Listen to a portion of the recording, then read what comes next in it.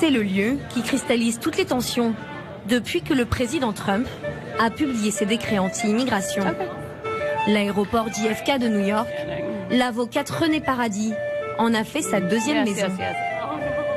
Elle a même posé des jours de congé pour venir aider les étrangers, interdits d'entrer aux États-Unis par Donald Trump. Tout le monde veut aider car on est dégoûté par tout ça.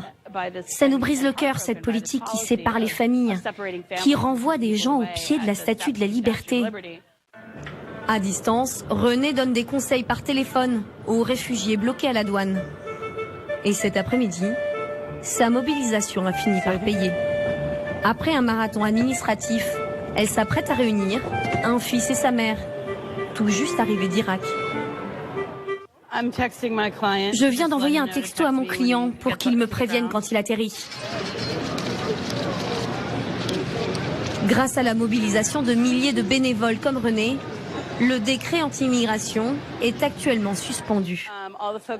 Tous les gens avec qui j'ai travaillé ont pu rentrer entre hier et aujourd'hui.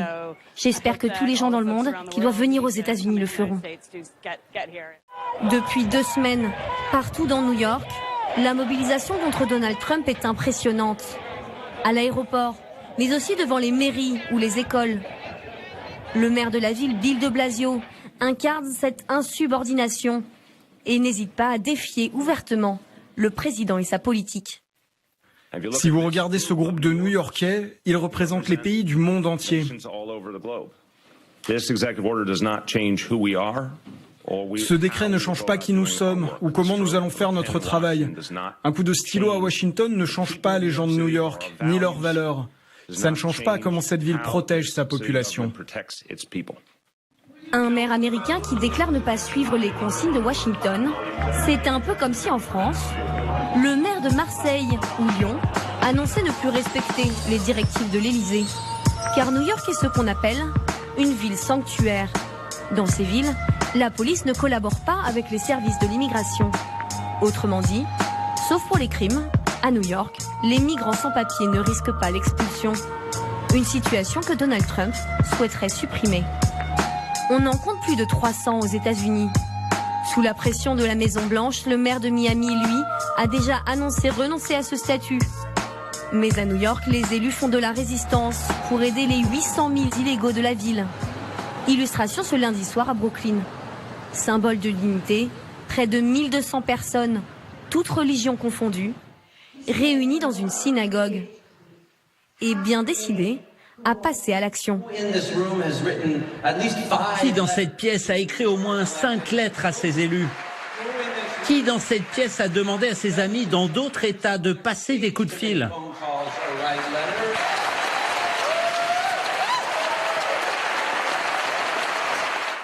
Nous nous mobilisons, nous n'irons nulle part, on ne va pas le laisser nous épuiser.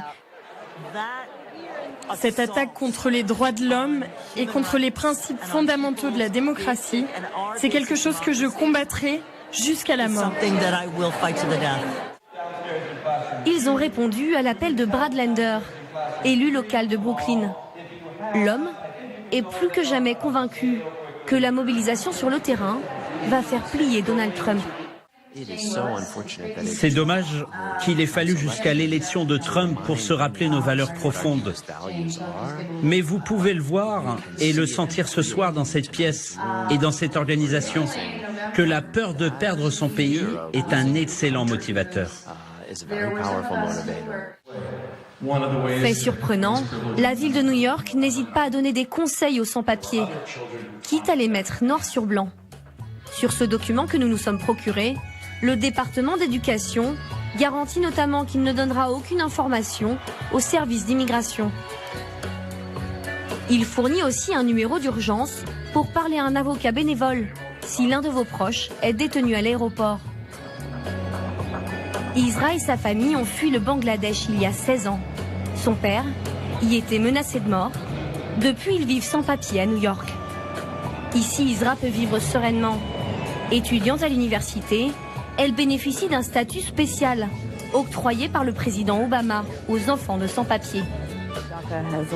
Ce statut m'a permis de continuer à travailler, d'apporter une source de revenus essentielle pour ma famille. J'ai peur de l'expulsion, mais je n'en fais pas une fixation. Même illégale, Isra dispose à New York de papiers, une carte d'identité de la ville et le fameux permis de travail. Elle se croyait à l'abri, mais là aussi Donald Trump pourrait faire basculer la vie de sa famille. Le nouveau président a élargi la liste des infractions pouvant conduire à l'expulsion, comme conduire sans permis. La peur vient de l'incertitude de ne pas savoir exactement ce qu'il va faire. Nous savons qu'il a pris des décisions contraires à la Constitution et que ça a été dur de l'en empêcher. Le maire de New York a d'ores et déjà prévenu. Il ira jusqu'au bout pour protéger les immigrants de sa ville, quitte à se voir couper les 7 milliards de dollars de subventions données chaque année par l'État fédéral.